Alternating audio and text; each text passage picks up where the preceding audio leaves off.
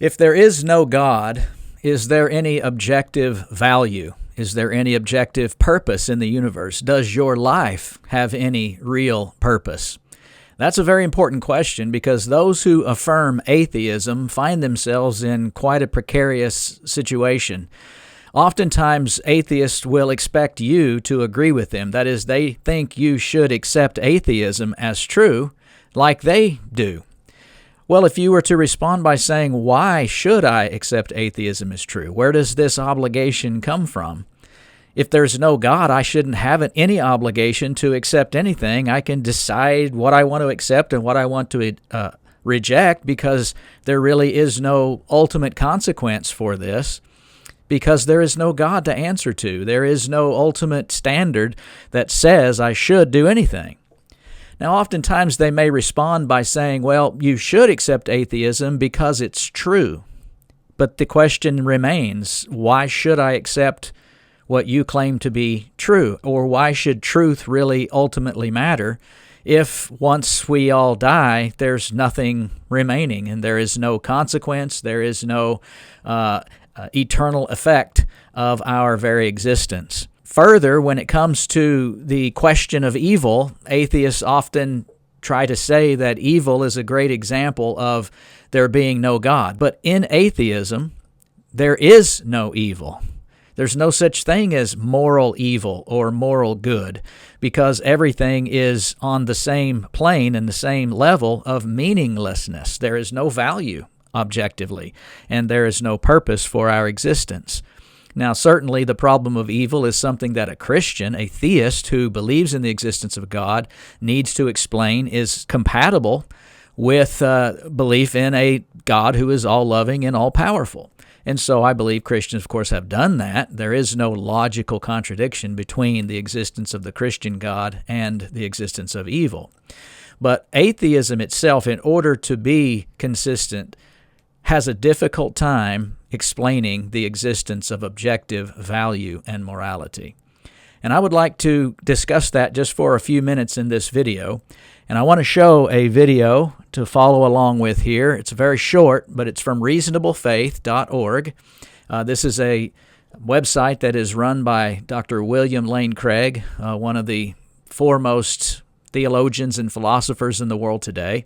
And he has a lot of helpful material on subjects like these broad questions about reality and about the consistency of the Christian faith when compared to scientific claims, philosophical claims, and others. And so I would like to play this video that is addressing this very question: is there morality without God? Does life have a purpose? Mm-hmm. My answer to that question would be only if God exists. If God does not exist, then I think life has no purpose. Mankind as a race, and indeed the entire universe, is doomed to extinction in the eventual thermodynamic death of the universe. As the universe expands, it grows colder and colder as its energy is used up. Eventually, all the stars will burn out, and all the matter in the universe will collapse into dead stars and black holes. Eventually, the universe will just be a thin soup of elementary particles expanding into the infinite darkness of outer space. And there is no escape from that on a naturalistic view of the world. And so he's explaining here the atheist worldview of where the universe came from. Now, those who do not believe in the biblical creation account will today accept the scientific theory of the Big Bang as the explanation of the origin of everything that exists, all the material universe.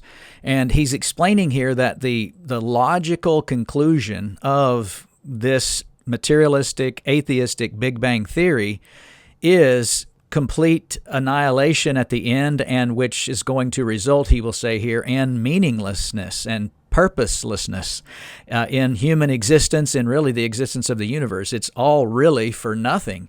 It may seem to have importance while we're here living it and experiencing it as human beings, but ultimately or objectively, there is no real meaning. And he's right. Now, to help understand better what he's actually explaining here, we need to understand more about what is implied by the Big Bang. Scientists understand that today the universe is expanding. Everything in the universe is moving apart. In other words, the universe itself is expanding. I've heard the illustration of think of the surface of a balloon with little stickers all over the surface of the balloon, and you continue to inflate the balloon. The stickers on the surface of the balloon grow farther and farther apart. And this is what the universe itself, the entire material universe, is expanding, and everything is growing farther and farther apart. Well, we just reverse that process in order to address the question of origins and of the past and where the universe came from. And if you were to reverse that and you begin to deflate this concept, everything gets closer and closer together until eventually you reach back to the very first point, the very first moment of the universe. And so this would be the creation of the universe. And this is where the atheist chooses to leave the mystery. Where did that initial moment of the universe come from? Of course, they have no scientific answer for that. It's impossible. You have to resort to a philosophical answer. And philosophically, it's, I would say, impossible to arrive at a conclusion without the existence of an eternal creator that we would claim is God.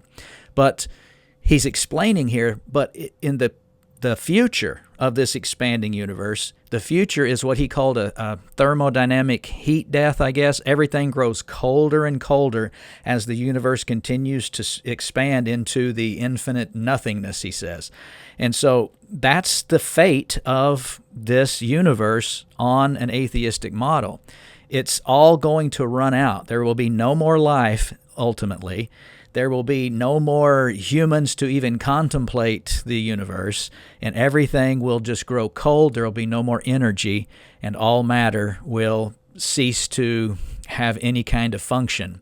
And so this is what he's explaining here. And, that is a very unsavory view of the future, but that is the implications of the atheistic Big Bang model. And so now humans seek to say, well, then what gives anything value or meaning, true objective value and meaning? And Dr. Craig is trying to say atheism implies there is no real meaning, but if God exists, that is the source of ultimate meaning and objective value. There are things that have eternal living implications. The things that you do, the judgment that is to come will have eternal ramifications, and that's going to give everything value and meaning and purpose. And so he now begins to explain that there is no objective value. But what about the subjective value that we might assign to things? Say, for instance, a woman has a baby, and she sees value in loving that baby and taking care of that baby and nurturing and raising that baby into a mature, healthy adult. And she thinks, well, that is valuable. There's value in that. But is there any objective value? That's simply subjective value.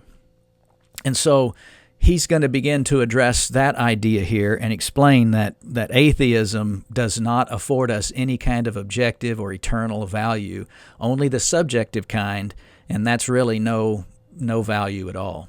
So what that means is that the purposes that we invent for our lives, the things we do that we hope to achieve are ultimately all evanescent. In the end, they don't make one bit of difference, not one bit. Everything will simply wind up the same no matter what we do. So in the absence of God, there really is no objective purpose for living, even if we make believe and invent subjective purposes for our lives.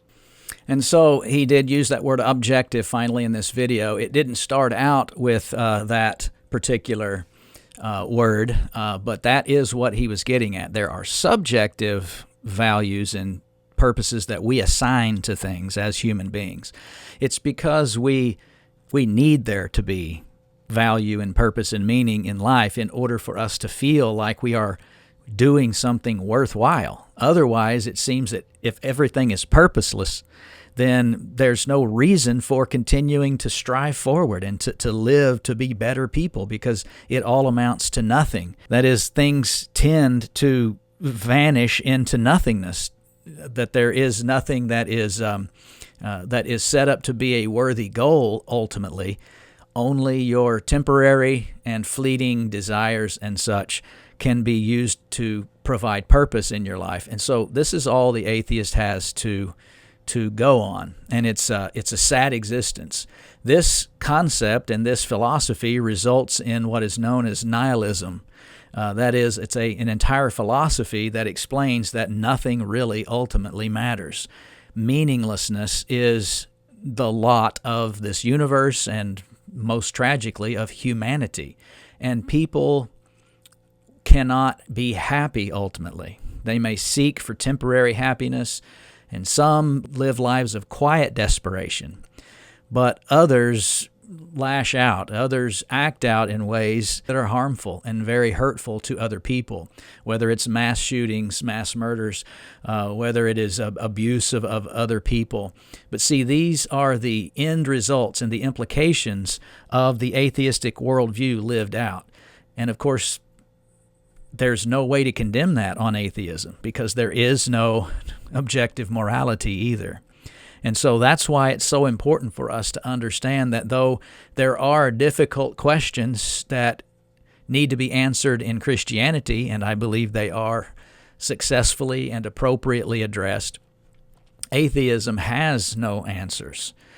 Atheism points to the problem of evil as a Christian's greatest difficulty, but they have no comfort for those who suffer in this life, the evil in this life. They have no hope for those who live lives in this life being abused by people, and there's no justice to be meted out in the end.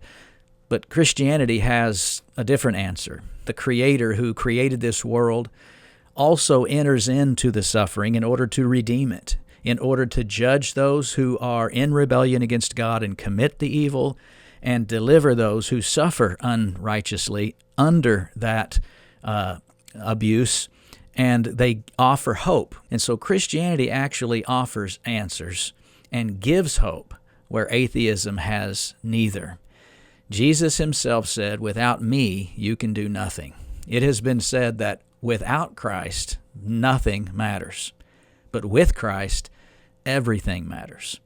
And Jesus says that the whole of eternal life is summed up in knowing God. John 17 and verse 3.